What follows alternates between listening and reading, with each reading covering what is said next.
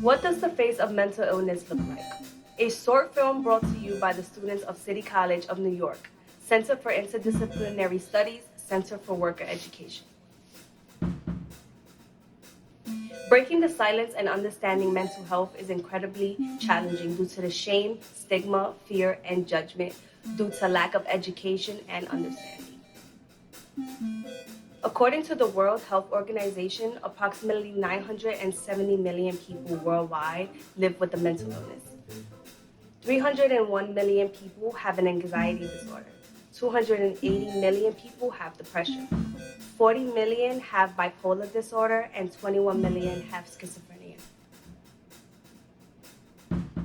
In New York, 3.2 million adults experience mental health disorders, and 1 in 10 adults and children experience mental health challenges severe enough to disrupt work, school, and family life.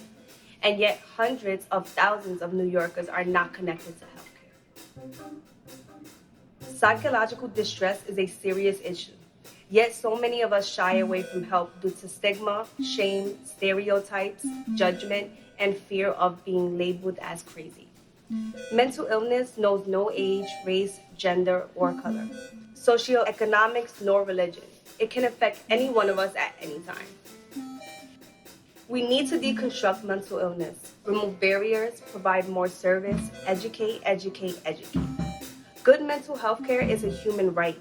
The right to good health care, easily accessible mental health access with lack of judgment. Is this the face of mental illness? Obsessive compulsive disorder. Anxiety. Stress. Post-traumatic stress disorder. ADHD. Attention deficit disorder. Eating disorders. Schizophrenia. Depression. Chronic depression. Paranoia. Social phobias. Bipolar 1 and bipolar 2. They, you, them, us, me.